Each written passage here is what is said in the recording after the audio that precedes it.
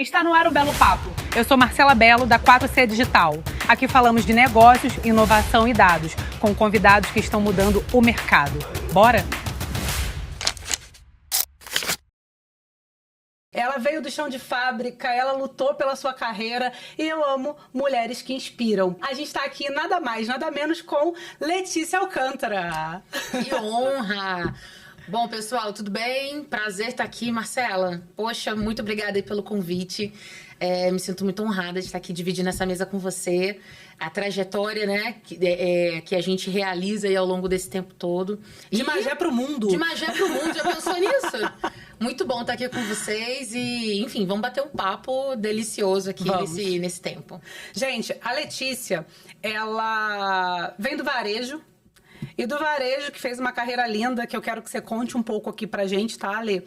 Mas ela migrou pra tech, migrou pra dados, entendeu a importância do dado. Eu, como cientista de dados, apaixonada por número, é uma honra ter você aqui pra falar pra gente sobre isso, sobre grandes processamentos, sobre as melhores variáveis para você encontrar ali e sair com informação para que você consiga fazer processamento da forma correta. Mas eu quero que você conte um pouco da sua história, da onde você veio, como foi esse processo. Conta um pouco pra gente. Maravilha. Bom, agora eu lembrei um ponto que às vezes a gente fala. Quando eu cheguei aqui, tudo isso era mato, né? A gente às vezes escuta essa brincadeira. Mas quando eu falo assim, quando eu penso, né, no desenvolvimento no início da carreira, eu comecei, na verdade, numa loja de departamento do Rio de Janeiro, como aprendiz, né? Entrei menor de idade. Lembro do dia que minha mãe foi lá assinar meu contrato e eu tava extremamente feliz. Entrei, tava finalizando ainda. Você chegou com quantos anos? Eu tinha 17. Caramba. 17. Eu tava finalizando... foi em dezembro, né? Eu tava finalizando o ensino médio. E eu lembro que eu falei assim, cara, esse Natal eu quero, sei lá, fazer um extra Natal. Trabalhar pela primeira vez ali, nem que seja extra Natal. Conhecer um pouco, ter o meu dinheirinho pra fazer a minha compra de final de ano, né? Venho de uma família onde nós somos em 4 irmãs, né? Meus pais, minhas 4 irmãs. A mulherada dominando desde cedo em casa. E você tem aquele sonho, você tá adolescente, você quer fazer as suas coisas. Eu falei, cara, eu vou sair colocando currículo aí e vou dar uma olhadinha nisso. E aí eu entrei, né, numa loja de departamentos que fiquei lá por 12 anos, na verdade. Iniciei minha carreira lá. E lá foi uma escola, assim, gigantesca para mim, né? Desde do apoio ao cliente na área de venda, né? No setor feminino, até o momento ali de crédito. E o meu primeiro contato com crédito, né? Com o público nesse olhar de confiança, de oferta e confiança, foi ali. Muito na linha ali, era carnê ainda, né? O carnezinho, o famoso carnezinho que a gente, com certeza, todo mundo já ouviu falar. Já ouviu, mas tem muita gente que não sabe o que é isso, né? Já nasceu no cartão. É verdade. E o carnê, ele vinha... Antes do carnê, era o famoso caderninho, né? Onde o lojista ia lá e aprovava. Eu não peguei, por exemplo, a época do caderninho. Pois é, também não, mas eu sei das histórias, né? E o carnê vem muito disso, né? Então, você tem pensa num varejo tradicional, familiar, ter uma base de dados com uma enxurrada de informações de consumidores que são fidelizados e que compram ali há muito tempo, né? Tem uma história familiar muito arraigada também com a experiência de compra, sim, né? E você começar a atender esse cliente, entender o comportamento dele e a empresa começa a expandir para outras praças. E você começou em que área lá? Eu comecei na parte de análise de crédito mesmo, a parte já caiu na mesa. Documentoscopia ali, sabe? De avaliar documento, assinatura, né? Identificar lá se se tem fraude ou não. Exatamente, documento montado. Documento tinha aqueles documentos lá que era furado na agulha. Nossa! É verdade. Aquela foto que na carteira de trabalho teria que ter o carimbo por trás, e aí você olha assim, a foto mais nova do que o documento, né? Enfim, tem uma série de formas da gente identificar, né? as bordas, o papel Você em tá falando si. de uma coisa que me gerou um insight agora, que é o seguinte.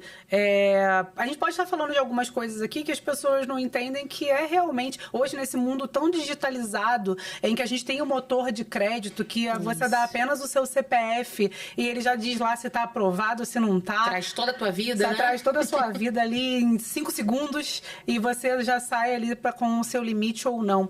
E aí, quando a gente fala dessa coisa do analisar o papel, de analisar os dados ali, como é essa situação em que você está tete a tete com o cliente? Porque loja de varejo tem muito isso, a gente ainda tem algumas lojas que tem isso. Mas como era a sua situação ali? Como você conseguia se colocar no lugar do outro e ter essa empatia de negar aquele crédito? Porque Nossa. a gente sabe que crédito vem da palavra do latim de crédito, de acreditar. Então é uma relação de confiança que está Exato. acontecendo ali. Como era isso para você ali do tete a tete? Olha, perfeita essa pergunta. E é interessante, sim, porque hoje a gente está numa realidade muito mais dinâmica, né? Mas até pra gente entender e tomar algumas decisões hoje, essa vivência ou essa experiência, isso carrega, na verdade, pra gente, assim, mais insumos, até pra gente ter certeza do caminho, né? Mas era uma relação, assim, muito próxima, você tá conversando, era um bate-papo. Porque você também atendeu o cliente, fazendo uma série de perguntas, como se fosse ali um questionário, você deixa o cliente tenso. Nossa, né? O cliente, ele não fica à vontade. Então, você entender, você quer fazer o carnê, né? Você quer comprar aqui nessa loja, mas por quê? E aí você descobre que por trás daquela pessoa tem necessidades, tem sonhos. Ah, eu vou na festa da cidade, então eu quero comprar uma bota. Meu bebê nasceu, eu preciso fazer o meu enxoval. Eu vou pro casamento da minha irmã e eu quero comprar aqui pra minha família roupa. Tô no final do ano. Então, você começa a fazer parte daquela vida, daquela pessoa. Você começa a ter uma relação com ela. Você tocou num ponto, Lê, que eu sempre falo para os nossos clientes, que crédito, primeiro, você não é obrigado a dar. Sim. Nenhuma instituição financeira é obrigada a conceder crédito, né? Então, você concede a partir das suas regras, que a gente chama de política de crédito. Sim. Se ele passa por esse crivo, ele vai ter lá, de acordo com o rating dele que ele deu, o limite dele. Só que tem uma coisa que eu falo, que você trouxe esse ponto de entrevista, de escutativa, de ouvir mais, falar menos, né? Para você conseguir pegar todas essas informações que antes eram muito valiosas para a gente fazer a concessão do crédito.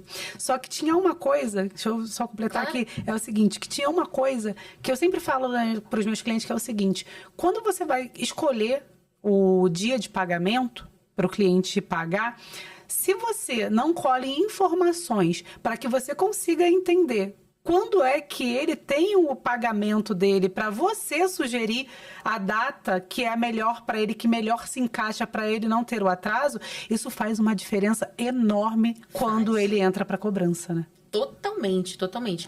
E isso é interessante porque vai da percepção que o cliente tem de quando ele pode pagar, vai da sua avaliação se a data do vencimento do pagamento é tal, então não posso colocar um vencimento muito colado. Deixa eu dar então, o melhor vencimento para ele é esse vencimento, mas a gente entra em algumas particularidades. Qual é a data do vencimento? Eu sou funcionário público, às vezes é no final do mês. Boa. Eu sou profissional liberal. Eu sou autônomo. Toda semana eu tenho. Eu tenho. Como é que você organiza isso? Então, não é só saber qual é a data de pagamento dele, mas sim como é a data de pagamento, quais são os maiores compromissos que ele tem, qual é a data que ele se sente seguro para fazer aquele pagamento, que ele se compromete. Porque você traz o cliente para junto de você dessa relação. Olha, eu tô tendo um compromisso de te dar o crédito. Qual é o compromisso que você vai ter comigo de me pagar? Então, nessa entrevista, você percebe a necessidade. E eu lembro também da gente, dentro de loja, ligar para referências telefônicas. Referência, nossa, eu lembro também. Olha, gente, nós não quero que revelar na cidade, tá?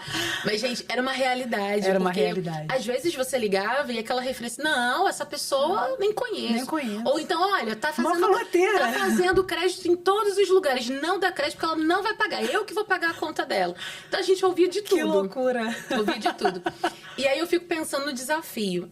Esse corpo a corpo tá cada vez mais distante. Eu acho que já nem existe. Porque quando a gente olha a aprovação automática na mesa de crédito, quando a gente olha o máximo de informação possível de dados externos, né? E internos, dependendo da base, dependendo do produto, a gente cada vez menos deriva para um humano analisar. Que a gente chamava de mesa, né? Exato. E a mesa, ela não era simplesmente cumprir um checklist, vou ou não vou. Era um pouco dessa nuance da aproximação. Quem é esse cliente? O que ele, né? Em algum momento, até uma checagem diretamente com esse cliente. E cada vez mais a gente vê isso acontecendo menos. E aí fica o questionamento. Como, no mundo que a gente vive, a gente consegue conceder crédito com base nos dados, que são frios, sem perder essa percepção do humano, da necessidade. Boa. Eu acho que esse é um desafio, assim, gigantesco. Você sabe que Walter Longo diz que é o pai da IA no Brasil, né? Que inteligência artificial é muito mais perguntar do que responder. Sim. Você não responde, você pergunta. Então, o seu sucesso com a inteligência artificial tá enquanto mais você pergunta. E aí eu faço uma junção, né? Um link no crédito hoje, com a mesa de crédito, com toda essa automação que o mercado tem hoje, que são as melhores perguntas que vai te dar o melhor resultado. Exato. Então, lá no motor de crédito, na hora dele pegar todas as informações, o cliente pode passar por uma entrevista que ele tem que responder algumas coisas no questionário de solicitação de crédito, em que, se as perguntas ali forem estratégicas para que você consiga pegar essas informações e ali fazer todo o processo para saber qual é o limite ou não que ele vai ter. Perfeito. E se a gente está à frente de uma gestão que tem autonomia para tomar essas decisões e direcionar time, precisamos olhar com carinho para isso. Por quê? Qual é o maior ponto aqui de atenção hoje? Não ter atrito com o cliente. Eu estou na loja, eu quero que ele faça o cartão, né? Eu estou no supermercado e tem que ser algo rápido e, ao mesmo tempo, eu tenho que tentar penetrar o máximo possível de quem está aqui dentro dessa base para que tenha o cartão. E a gente pensa muito na segurança, a questão de biometria, conferência dessas informações mais na linha digitalizada. E precisa mitigar a fraude. Precisa. Quantas fraudes passaram e a gente não sabia? Não sabia. A gente vai saber depois, quando ele fica inadimplente. Vai lá o FPD1. Exatamente. Não, aí você fala, cara, eu lembro dele, fui eu que... Né? Aí daqui a pouco... E ele voltava na época, às vezes, na mesma loja com outro documento. E você... Essa pessoa... Que loucura é essa? Que loucura é essa? Então, assim, a tecnologia, ela traz muita ferramenta que facilita. Mas ela não substitui esse... Eu não vou dizer essa percepção. Essa percepção. Aí você diz assim, perdemos. Abrimos mão disso por conta da tecnologia e da velocidade. Troquei isso por velocidade. Não é verdade. Porque você pode ter isso através de esse olhar em relação ao cadastro. Boa. Quais são as informações que você precisa? Necessárias. Como você vai perguntar? Boa. Porque uma coisa... você já deve ter percebido, às vezes, um cliente você aborda... quantos anos você tem? Ele te fala. Você nasceu em que ano? Ele já pensa. Pô, peraí, não lembro. Então, assim, pode ser uma dentro do cadastro simples. Você tem duas variáveis que vão dar o mesmo fim, mas que, se ele for um fraudador, muito provavelmente ele vai errar. Perfeito. E também vai muito de como... se eu tô avaliando um crédito, tô dando para dar, né, um crédito, tô avaliando uma pessoa para dar um crédito, a forma como ela se percebe tem que ser considerada. Boa. Porque, às vezes, você pergunta, qual é o seu estado civil? Né? Dependendo da classe social e até mesmo de onde esse varejo tá, ele nem sabe o que é isso. E aí você tem que pensar, você é casado, você é solteiro? Qual é o seu estado civil? E às vezes a pessoa se enxerga como, sei lá, solteiro, mas ele é divorciado. Para o papel, para análise de crédito, para tomada de decisão, essa informação certinha, ela é importante. É valiosa. Por quê? Porque dentro da análise de dados, você sabe o percentual, a probabilidade de inadimplência, por exemplo, de um solteiro, de um primeiro crédito, versus quem de repente, ele divorciado, quem é autônomo, enfim. Tudo isso, todas as informações, elas apontam para uma probabilidade de crédito ou não, né? Sim. Então, dá pra gente levar um pouco disso para dentro do que a gente chama hoje de digital. Só que a gente não pode perder esse olhar. Boa. Sabe? Agora, sabe uma coisa que a gente está falando de cadastro e depois quero aproveitar a sua expertise. Se você é varejista, se você atua no varejo, esse podcast é para você. É, sim. Esse aqui é um belo papo para que você entenda da ponta, desde o nascer do crédito até a sua perda ou não. E a gente eu quero falar muito sobre perda, porque perda é algo que já acontece e você nem está vendo até antes de você conceder o crédito. Então, a perda pode acontecer no momento da concessão do crédito e você não sabe. Então, eu quero percorrer isso. Falando de cadastro, eu lembro que na época, nesse grande varejista que a gente atuou junto, porque eu também vim da mesma água. A água que a Letícia bebeu foi a mesma que eu bebi, foi a mesma fonte. Sim. E eu tenho muito orgulho de ter passado por esse varejista. Com 15 anos de idade que eu entrei, a Lê entrou com 17, eu fiquei lá 10 anos, a Lê 12, então estamos ali páreo duro. E eu lembro que a gente fez na época uma conscientização de cadastro, de colocar o melhor cadastro, de ter essa qualidade de cadastro na mesa de crédito, no preenchimento que a gente fazia. Sim. E que hoje eu vejo, como eu trabalho com alto volume, hoje a gente processa 8 milhões, processamento de 8 milhões de clientes, né? Enviando mais de 30 milhões de cobranças por mês. Então, quando a gente vai olhar para o cadastro do cliente, telefone, e-mail, o e-mail vem teste@teste. E nessa varejista que a gente trabalhou, ele já olhava para a qualidade do cadastro. E eu lembro que tinha campanhas lá em que as pessoas eram bonificadas por ter o melhor cadastro, por não ter perda. Como que funciona isso hoje? O teste@teste ou o telefone 109, que é fácil de higienizar, mas se você pega alguém que não consegue olhar para esse dado em massa, você perde o contato com esse cliente. Como que funciona hoje isso no mercado? Tá. Eu acho que o volume de dados, ele dita muito o ritmo, né? Do que a gente vai fazer ou do que a gente vai deixar de fazer. E a gente sabe também que todo processo que é manual ou que tem uma intervenção humana muito direta, ele tem uma propensão ali de erro muito grande. Então, hoje, eu vejo assim, as empresas, elas precisam, sim, direcionar, orientar, a ponta, que é quem está ali, o atendente, né? Aquele colaborador que está ali, ó, fazendo essa entrevista, pegando ali as informações. Tem que ter uma conscientização, sim. Só que a gente também sabe que o turnover é bem alto. Então, se a empresa ela não tiver um plano B e um plano C, consequentemente, ela sim vai ter bastante dificuldade de ter o contato, o famoso CPC, seja para vender, seja para cobrar. Então, ela precisa pensar nisso. Como está o processo hoje dela de higienização, mas de cadastro também? Tem que ter a conscientização, treinamento dessa equipe? Tem. É cansativo? É árduo? É.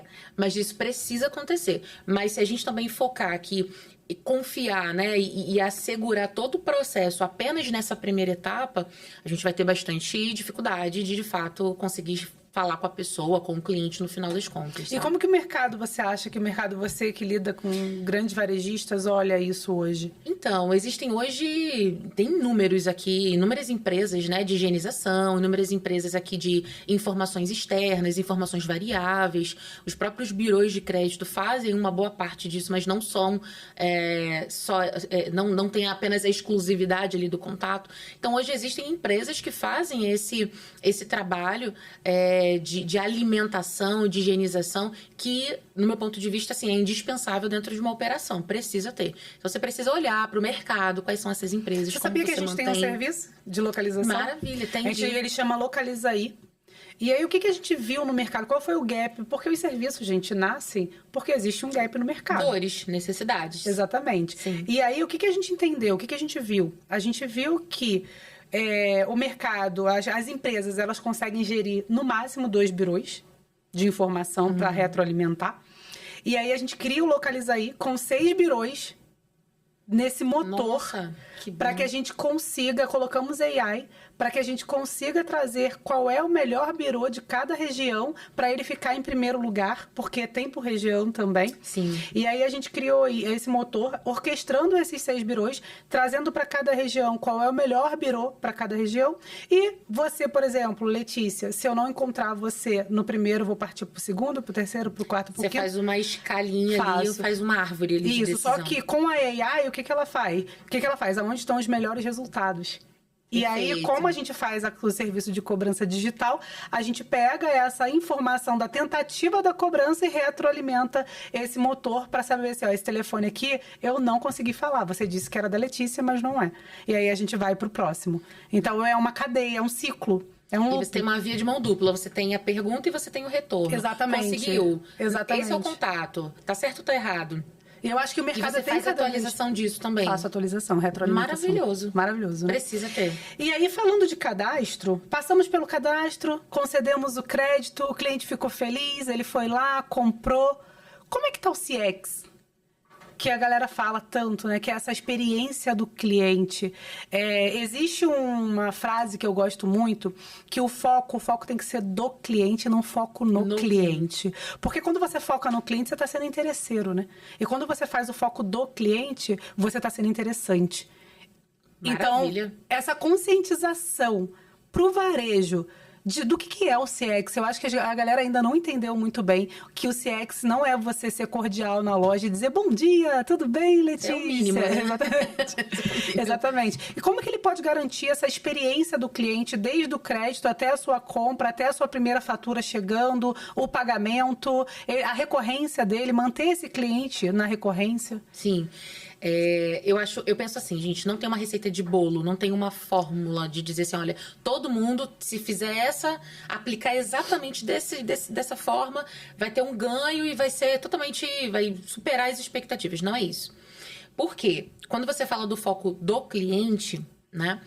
A gente está falando, na verdade, do que é necessário para aquele cliente. E isso muda. Porque a necessidade dele hoje é uma, amanhã é outra, né? Depois ele tem, sei lá, entrou numa universidade, de repente ele mudou de trabalho, de repente ele se casou, teve filhos. O que acontece na vida do ser humano, na nossa vida, muda a nossa forma de olhar, de consumir. Muda a nossa forma da gente se comunicar. Muda a nossa assiduidade, muda a nossa necessidade. Então, eu penso muito que o sucesso, de fato, para a gente acompanhar, ele precisa estar observando essas necessidades e essas variações que existem. Boa. Então, não tem uma fórmula, porque a gente está muito acostumado assim, vamos criar um modelo e pronto, está resolvido. Não existe conforto. Eu acho que esse é um grande ponto também. Às vezes, dentro do meio corporativo, a gente pensa que alcançar ou estabilizar um processo e atingir ali um resultado, você resolveu o problema. Pronto, gente, eu resolvi esse problema, tá Posso resolvido. Ir pra casa. Posso ir para casa, posso ficar... Não! Significa que amanhã você precisa olhar para isso de novo e calibrar. E depois de amanhã, também. E depois de amanhã, também. Isso é inovação. Não tem conforto. Se a gente pensa que o meio corporativo é um meio de conforto, que você vai entrar, bater teu ponto, você pode ficar durante um tempo, mas você se manter e você crescer, Boa. Não é por aí. Você precisa ser incomodado e incomodar o tempo todo. Então, só para fechar, eu acho que olhar... E como é que a gente olha para essa jornada? Você precisa ter uma equipe olhando para isso. Você precisa ter... Isso precisa vir de cima, sabe? Top-down. Top-down. Gente, o interesse e o comportamento desse cliente é o que norteia, por exemplo, aqui a nossa decisão. Se isso não estiver dentro dessa cultura... Aí a gente entra em cultura, né? Cultura. Não tem como não entrar. Se isso não estiver na cultura, isso vai se perder. Pode iniciar bem... Mas, de repente, você não vai conseguir ali dar atração e continuidade. Então, você não vai ter consistência. E, cara, olha que legal que você trouxe, né? Você é varejista, às vezes você pensa em focar... Vamos botar cliente para dentro. CAC, custo de aquisição de cliente. Custa muito mais caro você colocar um cliente para dentro do que você trabalhar um cliente que já está dentro da sua base com recorrência. Então, recompra. Esse cliente precisa ter recompra. E aí, você vai ter um LTV... que é o tempo da vida dele lá na sua base. Ótimo. Se eu tenho o tempo dele maior, se o ciclo dele é maior comigo, isso significa que eu vou ter mais recompra, que eu vou crescer dentro da minha própria base. Pensando muito em escada de valor, que são as necessidades. E aí é o que você pensa, né? É o que eu falei agora sobre o incômodo. Isso é para tudo, né? A partir do momento, por exemplo, você colocou 100 clientes novos para dentro. Cada um vai ter um comportamento de compra, de recompra, de pagamento e assim por diante. Quando você começa a entender qual é o ciclo de vida, você tem uma primeira informação muito rica. Boa. Qual é o volume, qual é o ticket médio, qual é a recorrência. Você começa a entender um pouco desse comportamento. E se você sabe que em algum momento, dentro dessa timeline, ele tem uma tendência a diminuir o consumo, o que você tem que fazer? Você tem que ir lá pegar na mão dele de novo. Ele, vambora. Você não vai deixar ele terminar e ir embora, terminar o ciclo dele e tchau. E porque custa caro trazer um próximo cliente. Custa muito caro. Então, de forma objetiva, com informação, com dado. Primeiro, a gente precisa saber olhar para o dado que a gente tem dentro de casa e escutar o que esse dado está dizendo. Boa. Esse é o primeiro ponto. Olha, é simples? Não. Porque cada um tem uma forma de fazer. E tem uma temperatura que dá para a velocidade disso. Mas esse não tem como avançar, escalar, crescer, se a gente não parar para olhar o que dá. Ah, mas eu não tenho a melhor ferramenta, eu não tenho a melhor... O que você tem de dado? Começa com o que você tem de dado. O que você tem? Olha para ele, escuta o que ele está dizendo. Você vai começar a identificar comportamentos. A partir daí, você vai começar a identificar quem são os seus melhores. Não é para desprezar os piores, mas é para saber como você lida com os melhores pagadores, muito com bom. Os melhores. E com esses... Classificação de cliente. Você classifica. A partir daí, você começa a direcionar a oferta. Legal. Se eu sei que esse cliente tem esse comportamento tanto para me pagar, como para recorrência, como satisfação do produto, eu vou estimular essa linha de serviço. É que isso tem que ser consciente, né? Precisa E ser. isso é o que você falou de cultura. Muitas empresas não entendem que, por exemplo, para você ter recorrência, recompra, isso é cultural. E o quanto que você está estimulando isso na sua equipe. Sim. A equipe tem que traduzir. Cultura é o que a gente vive no dia a dia. No dia a dia. Cultura não é o que tá na parede, na né? parede. A cultura é o que fazem quando não tem ninguém olhando, né? Exato. Exatamente. Eu gosto muito disso e é top-down, não tem jeito. E quando a gente olha para essa recorrência, a gente sabe, por exemplo, ele compra de 2 em 2 meses, ele compra mais roupa de bebê, ele compra mais cama, mesa e banho. Mais alimentação em determinado setor. Exatamente, calçado. E aí eu pego essas informações, você que trabalha com processamento de dados gigantescos, você consegue olhar para isso tudo, classificar, traduzir qual é a necessidade daquele cliente, para você fazer uma jornada não só de cobrança, mas também de chamar o cliente para voltar para a loja. O cliente tem que estar dentro da loja. Exatamente. E tem um grande desafio, porque pensa assim, dentro do varejo, nós temos o varejo mercantil, que tem compras, a logística, quem vai fazer o produto chegar na gôndola, precificação, vitrine, né, visual, enfim. Tem toda essa dinâmica aqui acontecendo o tempo todo. E quando a gente fala de meios de pagamento, de base de clientes, de comportamento, a gente acaba tendo um segundo braço aqui dentro. E às vezes a gente entra no seguinte ponto. Como é que a gente linka isso? Como é que isso se fala? Sabe? Boa. Porque a estratégia, no final do dia, é a mesma. E você precisa dessas informações para que você consiga retroalimentar o teu estoque. E aí vem Exato, para todos. Prever. Previsão. E aí nasce, né, um filhinho chamado CRM. Isso fica onde? Qual é a estratégia? Se não tiver um alinhamento dentro desses dois braços importantes, o mercantil e o financeiro, muito bom, olhando para esse CRM, olhando para esse dado, com essa cultura, a tendência que às vezes acaba acontecendo, infelizmente, um braço está correndo para cá e o outro braço está correndo para lá. Então, mas querendo a mesma coisa. Então, acho que esse é um desafio, por exemplo, da gente, que empresa de tecnologia, empresa de solução, de negócio, trazer essa consciência. Gente, a gente está indo para o mesmo lugar. As informações são as mesmas. Vamos colocar isso dentro de um único lago aqui. E você sabe vamos olhar isso. Olha o Data Lake aí. Nada melhor do que falar o lago de dados. Nada melhor que falar com uma tech, né, gente? Quando você fala sobre essa coisa de estar olhando um para o lado e outro para o outro, eu vou remeter um pouquinho à cultura para a gente falar sobre isso, que é o seguinte. O quanto de ritual de gestão tem na sua empresa? Você tem um conselho com seus heads, onde você traz para que eles consigam te apresentar cada área, mas que eles consigam também identificar e ouvir o que cada área está passando? A sua empresa sabe, todo mundo da sua empresa sabe qual é o propósito que você nasce? Uma provocação que o Napoli, que é do G4, faz muito se você morresse hoje, né, a empresa, você empresa, quem sentiria a falta de você? Nossa, forte, hein? Uma outra que ele faz é, para quem você serve? Pois E é. aí, isso tudo você consegue achar com propósito, muito bem segmentado para você dizer, eu sirvo para isso aqui e eu crio a disruptura nisso aqui, ou o mercado vai sentir falta de mim por se eu parar, porque eu resolvo essa dor. E dentro da empresa, as pessoas sabem do teu propósito. E mais uma coisa, as pessoas vivem os seus valores para que você consiga alcançar o seu propósito.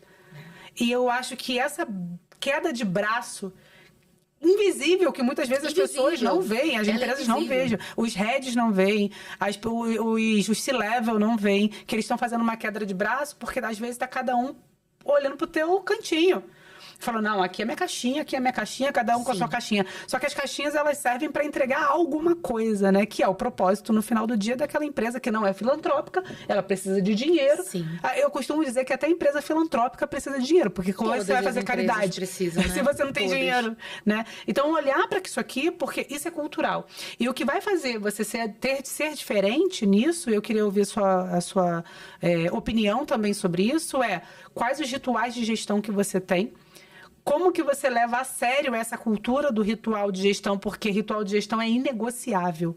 Se você tem um ritual... não, mas hoje não deu porque eu tenho uma conferência em outro lugar. Não, você tem que fazer. O ritual tem que acontecer. E aí, como que você vê isso com essa queda de braço? A falta, porque eu sei que você vive em muitas empresas, a falta que você sente desses rituais. Aí você vai chegar e fala, não tem ritual aqui, o que é isso? E até de repente, ritual, o que é isso? A gente virou, né? Eu acho que esse é um grande desafio de todas as empresas, seja varejo, seja tecnologia, é um desafio. Por quê? Trazer para a cultura as cerimônias, os ritos, os processos é um desafio, porque eu tô falando eu tô colocando aqui brasileiro, sim. Tá? A gente tem aquela cultura eu tenho esse microfone, dá um jeitinho. Você quer comprar, eu quero vender. Eu não preciso de mais nada. Mas espera, precisa. Para vender um microfone, de repente não. Mas você quer vender quantos? Você quer vender 10 mil microfones? Então você precisa sim de processo. Você precisa sim criar um planejamento, equalizar a expectativa. Você precisa. Então eu acho que... Prever a perda. Prever perda. Por exemplo, tem crédito que você vai conceder e você já sabe que você não vai receber. Faz parte da conta, faz parte do jogo. Senão vai ter que começar até quanto você consegue fazer isso? Boa. É outro ponto. Isso é tudo calculado. Tudo calculado. Taxa de aprovação menor ou maior. Isso é decisão ligada à estratégia. Se eu abro mais, eu sei que eu tenho que reservar um pouquinho mais lá na minha cobrança, lá na minha perda, lá na minha previsão. Perfeito. Né? Se eu tô segurando mais, significa que eu preciso ser mais assertivo. Então eu vou ser mais conservador ali naquele crédito. Então, assim, no final do dia, não tem mágica e não tem pozinho mágico. Tem realmente uma estratégia. Quanto mais você consegue enxergar de forma geral essa fotografia, melhor você consegue direcionar o objetivo que cada um tem em prol do propósito. Então, não tem como a gente falar disso, de crescimento de escala, por exemplo, se a gente não for para processo. Só que, infelizmente, é uma questão cultural do nosso país. Perfeito. A gente precisa, cada vez mais, assim, instaurar isso. Aculturar as empresas, as pessoas. A gente precisa disso. Boa. Porque tá aí. Empresas que se foram, empresas que se permanecem. Passamos pandemia, passamos aí quantos desafios. Porque algumas sumiram, porque algumas estão. Vamos olhar o que está acontecendo. Será que é uma cultura bem estruturada? Será que é um planejamento estratégico te guiando para onde você quer chegar? Será que é uma agilidade de mudança estratégica rápida? Porque o cenário pediu, porque o cliente mudou? Nossa, você trouxe isso agora. Existe uma técnica americana que se chama Odalupe. E essa técnica, o que ela faz? O O é de observar, o outro O de orientar, o D de decidir e o A de agir.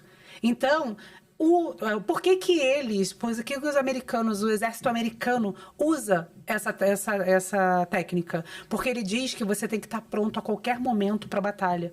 E você tem que estar pronto porque o ambiente é muito dinâmico. Se o ambiente é muito dinâmico, você tem que decidir muito rápido. Decidir se você vai ou se você fica. E essa decisão, ela é sempre orientada a dados. Então, por isso que você tem que observar o movimento do mercado para você orientar quais são as saídas que você vai fazer, para você decidir essas saídas e você agir. Então, isso acontece muito rápido. E as pessoas... E por que que hoje as empresas, elas morrem? Porque elas não são capazes de acompanhar essa vulnerabilidade do mercado que a gente vive hoje, porque elas não têm técnica. Elas não utilizam técnica e elas não têm planejamento estratégico. E tanto a técnica quanto o planejamento está pautado na informação que se tem dentro de casa. Você não precisa ter a melhor ferramenta, você não precisa ter todos os dados categorizados, não precisa. Com o que já se tem, você consegue fazer escolhas melhores, tomar decisões melhores. Eu costumo dizer que é o método ACF, conhece? Não. Arroz com feijão.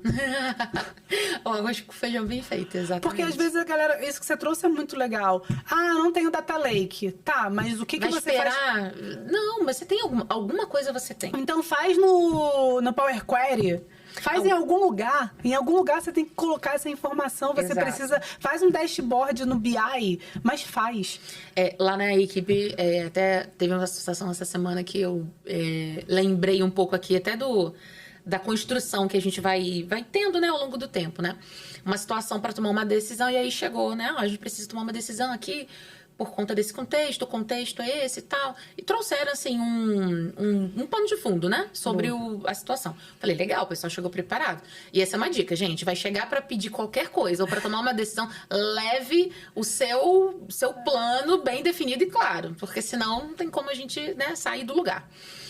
E aí eles fizeram tudo bonitinho. Eu falei, tá, mas qual é o volume desse cenário e qual é o volume daquele? Tava tudo bonito. Mas eu falei, beleza, qual é o volume?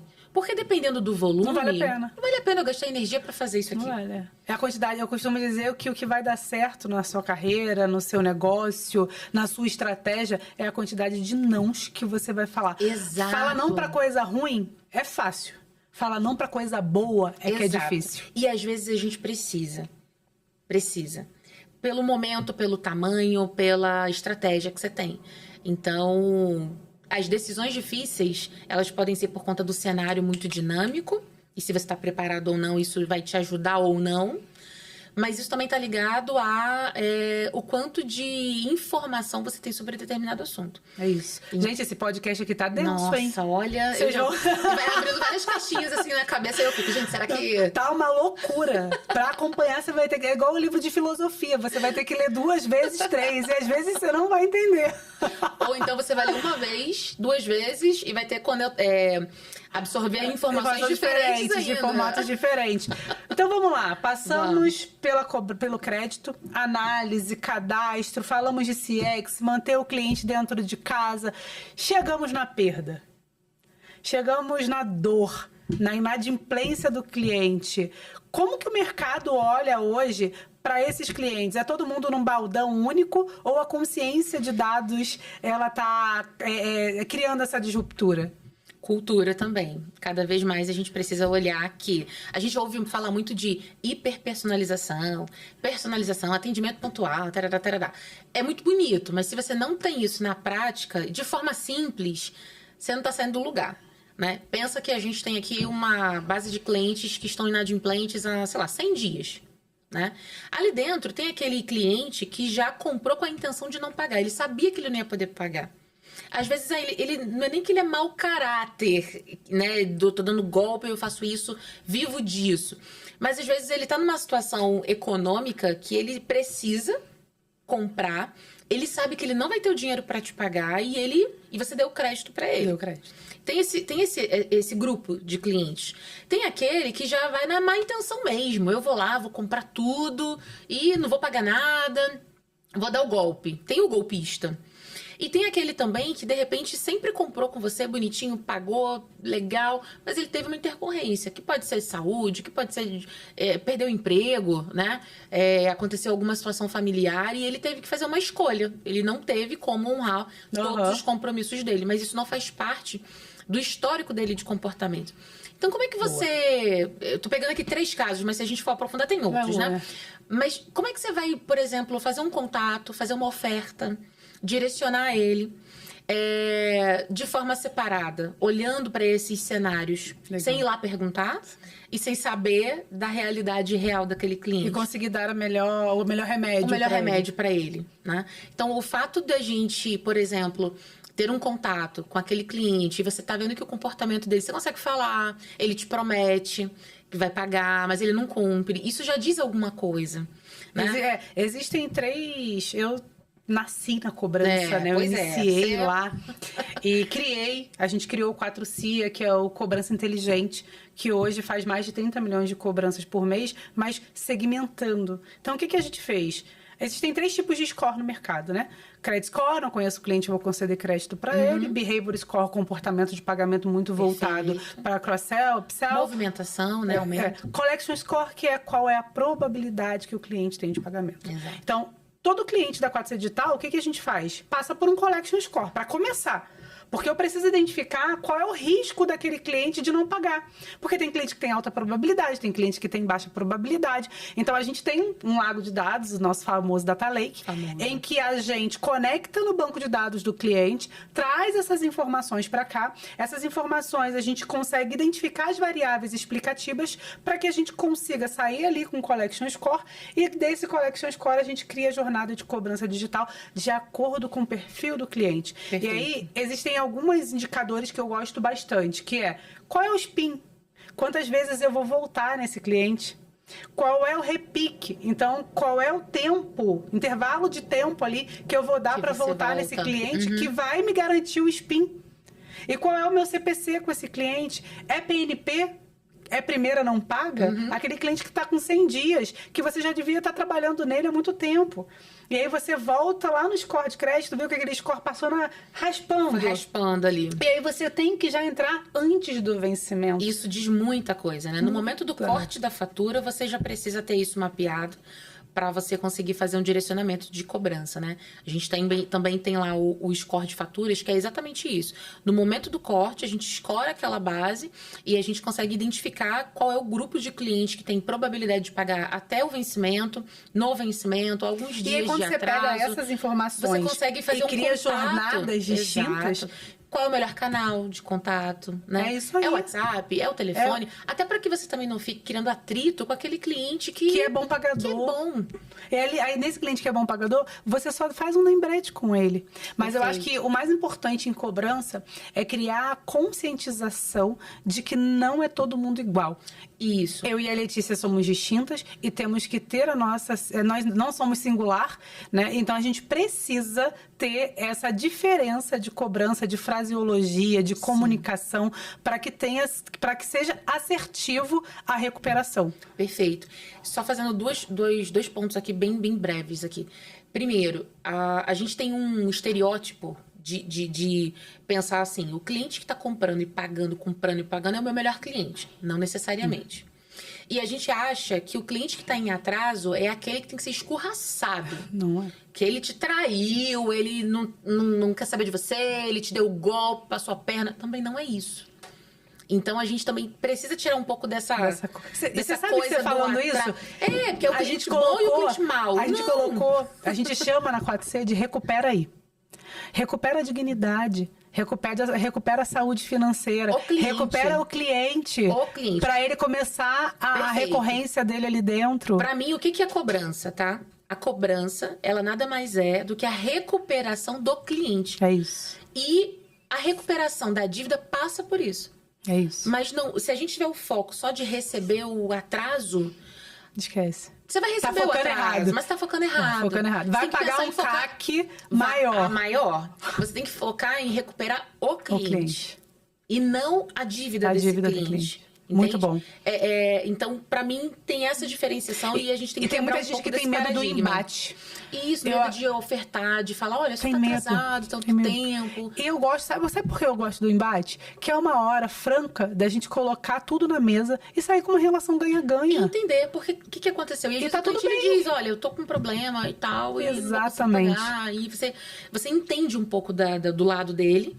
E você chega no meio do caminho, então, eu tenho aqui esse crédito, você, né? Exatamente. Como é que a gente faz? Vamos resolver, né? E daí a gente passa por uma conscientização de crédito, cadastro, CX, mantém esse cara, mantém o behavior score dele, dê a melhor oportunidade, olha para os dados, olha para os sinais que ele está te dando. Exato, não pode ser ignorado, não podem ser ignorados. Exatamente, porque essa dívida, às vezes, aí a gente chega na cobrança, mas essa cobrança ela já está sendo dita desde quando o cliente nasceu, né? Que foi o que a gente falou. Às vezes a gente coloca a culpa no mercado, na economia, a gente coloca a culpa, às vezes, no cliente, mas, na verdade, a partir do momento que eu abri uma portinha e ofertei crédito para o mercado, eu sou responsável por apoiar esse emissor, esse cliente dentro da minha carteira.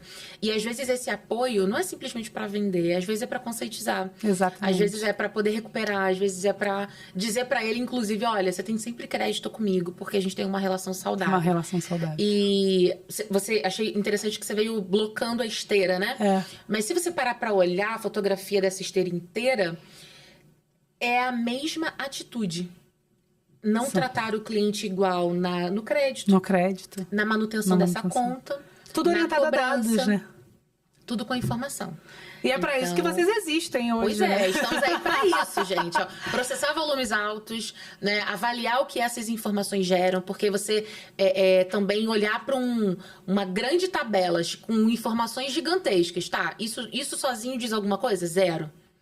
Né? E te dá, às vezes, te apavora. Mas como é que você vai nessa informação que você tem e você começa a trazer resultado, indicadores, visões? O número precisa te dizer alguma coisa. Ah, eu tenho um gráfico lindo e maravilhoso, mas o que esse gráfico está me dizendo? É isso. Eu tô indo bem ou tô indo mal? Se eu tô indo bem, o que eu faço para continuar indo bem? Não é assim, eu tô indo bem, que bom, tudo bem. Lembra do conforto e do desconforto? É a mesma coisa. É o tempo inteiro inovação para que você consiga escalar. Eu tô indo bem, então legal. O que eu tô fazendo aqui que eu tô indo bem, que eu preciso manter e impulsionar? E onde eu estou indo mal? Por que eu tô indo mal? Boa. Qual é o problema? É treinamento? É comunicação? Não estou sendo clara com o meu cliente? É processo? Está furado? É braço? É capacidade? O que está acontecendo? Muito falta de cultura? E aí a gente começa a ir apertando aqui um pouquinho dos parafusos, sabe? Mas isso é dia a dia, é transpiração, não tem receita tocar de o bolo. bumbo. É tocar o bumbo. Senão não anda. A gente tá, infelizmente, o nosso tempo tá acabando. E se eu posso fechar aqui, depois eu quero ouvir também, acho que o seu fechamento, mas eu posso fechar aqui sobre cobrança, foca no seu core. Não acha que você consegue fazer tudo, porque ninguém consegue ser bom em tudo, né?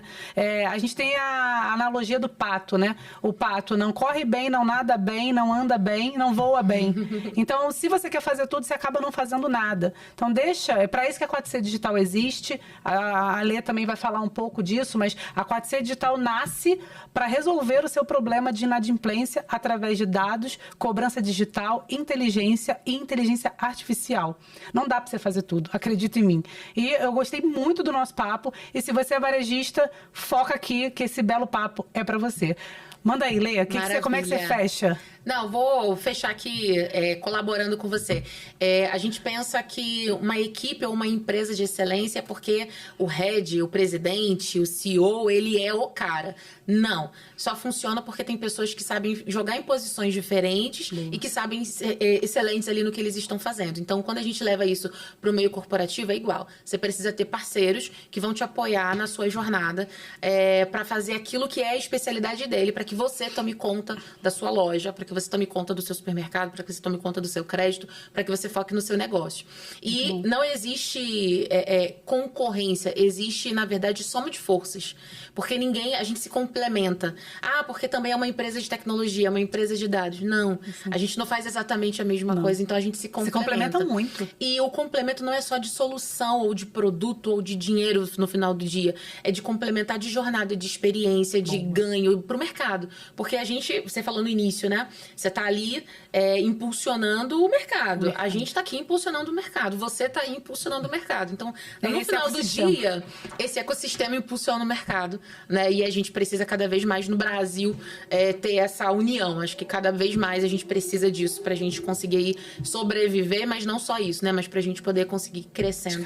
Escalar, exatamente. Muito obrigada pra você que ficou aqui até o final. Adorei o nosso papo. Também. Passou muito rápido, como sempre. sempre, né? A gente iniciou falando que ia passar rápido aqui nos bastidores. Muito obrigada pelo convite, eu tô muito honrada de ter você aqui. E acho que mais que isso, a gente bebeu da mesma fonte, então a gente sabe que a gente pode inspirar mulheres e que a gente a gente é forte, a gente consegue fazer o que deve ser feito, que eu acho que é o melhor no final do dia. É isso. Sem mimimi. Sem mimimi. Vamos trabalhar, gente. Vamos. Tem muito trabalho. Obrigada, tá, pela oportunidade. Muito sucesso pra você, seja na 4C, seja aqui no podcast. Enfim, muito sucesso. Você brilha onde você passa e vamos junto. Vamos Vamos sempre. Obrigada. Obrigada. Beijo.